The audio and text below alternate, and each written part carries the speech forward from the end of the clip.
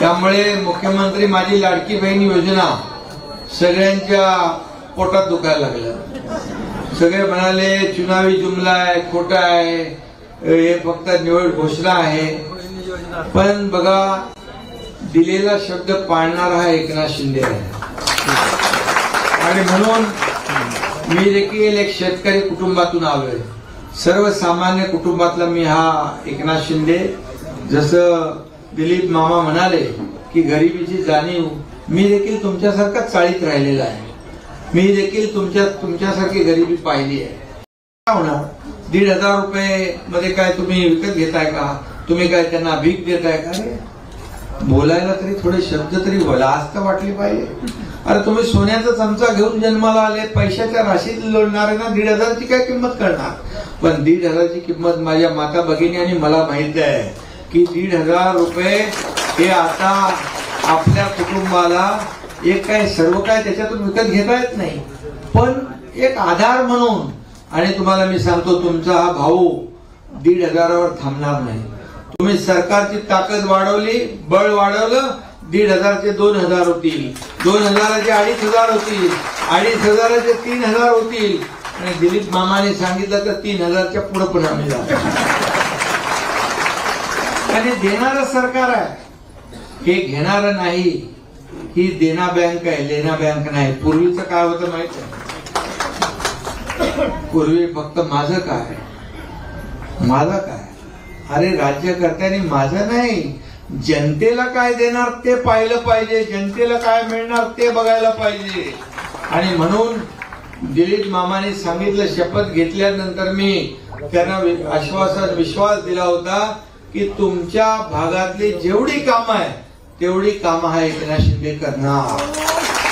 अरे तुम्हाला या योजना चालू ठेवायच्यात ना पुढं, सगळे योजना, लाडकी बहीण, लाडकी मुलगी, लाडका भाऊ, हे लाडक्या भावांचे फॉर्म भरले गेले ना सुशिक्षित जरूर, ते 10 लाखाचं टार्गेट ठेवलेलं आपण, 10 लाखाचं। आणि आपल्या बहिणींनी, किती विरोधकांनी सांगितलं खोटं आहे, अमका आहे, तमका आहे, तरी सुद्धा 2 कोटी बहिणींनी फॉर्म भरले। 1,40,00,000 बहिणींच्या खात्यात पैसे देऊन टाकले, आपण जमा केले। म्हणजे शब्द दिला, जे होणार आहे। बाळासाहेब सांगायचे, शब्द देताना एकदा नाही, 10 वेळा नाही, 100 वेळा विचार करा। आम्ही सगळं नियोजन केलं, 33,000 कोटीचं नियोजन केलं या माझ्या लाडक्या बहिणींसाठी। आता तुम्हाला 3 सिलेंडर पण मिळणार आहेत, गॅस सिलेंडर वर्षाला मोफत, तेही मिळणार आहे। तुमच्या मुलींना, तुम्हाला डॉक्टर बनवायचं, इंजिनियर बनवायचं, वकील बनवायचं आहे, त्याचे सगळे फी सरकार भरणार आहे। त्याचबरोबर सुशिक्षित जे आपले तरुण आहेत त्यांना प्रशिक्षण भत्ता, स्टायपंड देणार हे देशातलं पहिलं राज्य आहे आपलं महाराष्ट्र। 6,000, 8,000, 10,000 महिन्याला देऊन त्यांना स्किल करणार, त्यांना ट्रेन करणार आणि त्यांना तिथंच नोकरी मिळणार। हे कोण देत आहे? आणि म्हणून मला माहित आहे की गरिबी काय आहे, सर्वसामान्य माणसाचं दुःख काय आहे। वयोश्री ज्येष्ठ लोक आहेत त्यांच्यासाठी आपण 3,000 डीबीटी योजना केली आहे, त्याची फॉर्म भरा। आणि मुख्यमंत्री तीर्थदर्शन योजना पण आपण केली आहे। ती योजना म्हणजे ज्येष्ठ लोकांना पंढरपूरला जायचंय, शिर्डीला जायचंय, कुठं आणखी जायचंय, त्यांच्याकडे इच्छा असते पण पैसे नसतात, म्हणून त्यांनाही आपण मोफत तीर्थदर्शन योजना सुरू केली आहे। आणि या निवडणुका विधानसभेच्या झाल्या की विरोधकांनाही काय काम धंदा नाही राहणार, त्यांना पण तीर्थदर्शनला पाठवणार।